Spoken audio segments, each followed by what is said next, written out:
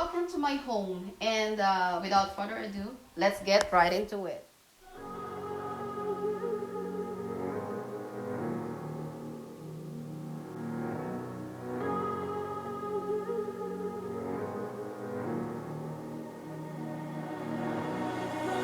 When I'm lonely in the dark, I know you are with me.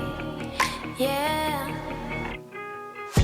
Don't you see that I need you so much? Don't you see that I love you so much? Oh na na na na, oh na na na na, darling, I need your love. Oh na na na na, oh na na na na, darling. Welcome to my home. This has been my home, I mean the building, for almost 10 years now. I came to Canada December 12, 2011, then transfer flight to Toronto.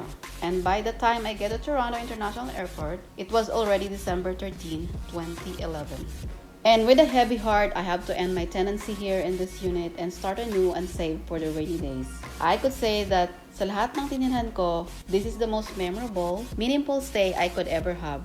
As I said earlier, this is where I lived since December 2011. So first, we were in Unit 101. After John lost his job as a superintendent because he became too sickly. So we need to transfer to another unit, which is the 212. But that unit is a little bit narrow and not spacious enough to accommodate all our furnitures and fixtures. And then we had a chance to move here finally, 201, which is this unit.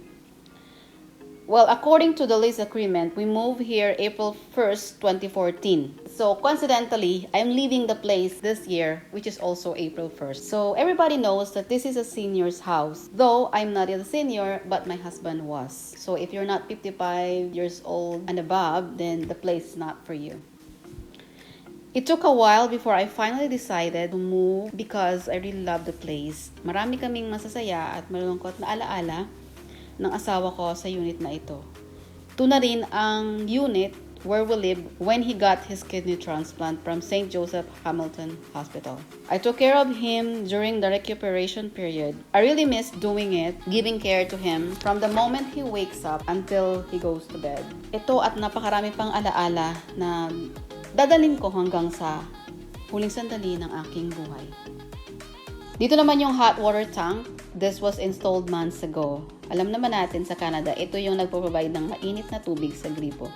Especially during winter. So, before, hindi ko rin alam kung para saan to. It's only when I live in Canada that I finally found out what is that for. This is my husband.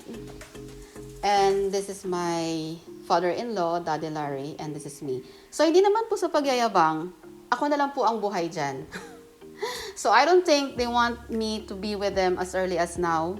Well, my mission in life is not yet done. So I miss both of them. Daddy Larry was very nice to me. He's very kind-hearted. He's very gentleman. And this is a man without hatred in his heart.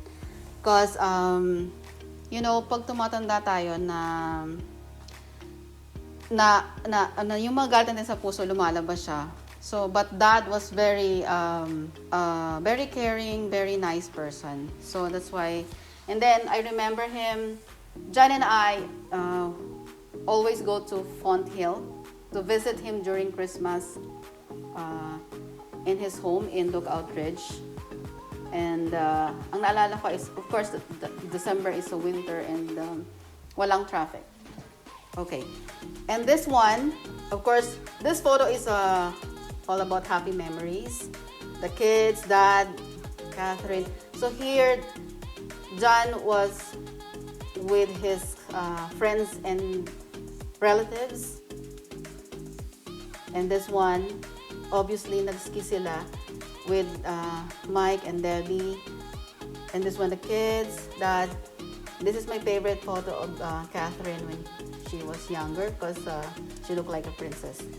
This one, I think when we visit Catherine in Toronto.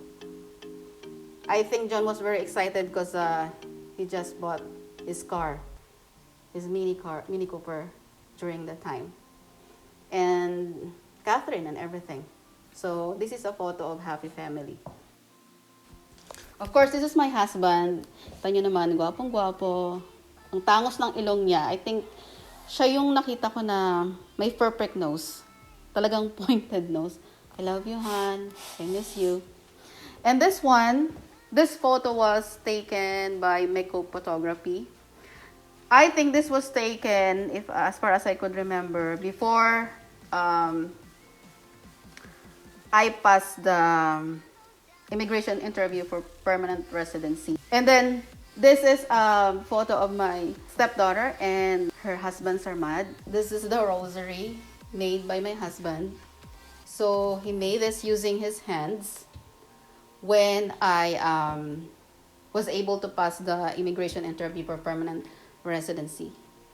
So I was actually surprised because we were in a car and then Rosie came by and then Jan said, "Oh, Rosie, Milo has a surprise for you." And then Rosie thought that I was pregnant. "Oh, is she pregnant?" Actually, and he said, "No, actually, she's now a permanent resident of Canada." So, and after that, he gave this to me. So this is very memorable. And this one, made by my sister-in-law Jody when my husband died. So there's a meaning into it, but maybe I'll just link it down below. So this is my husband's walker. Okay, he used this when he was during the recuperation period after his kidney transplant. And I think we bought this cash. So I'm supposed to donate this to the needy, not the greedy. But in the end, I realized my mom or my stepdad might need this one day. So I decided to keep it. And for all you know, I might be the one using this one day. I also use this in carrying my heavy stuff. So there you have it. Mabigat sa loob ko na lisanin ng lugar na ito kasi pag nandito ako parang kasama ko pa rin yung asawa ko, yakap-yakap ko. Minsan nagigising ako sa umaga na hinahanap ko siya, parang nandyan lang siya sa tabi ko. I miss you, John. Until we meet again. I love you.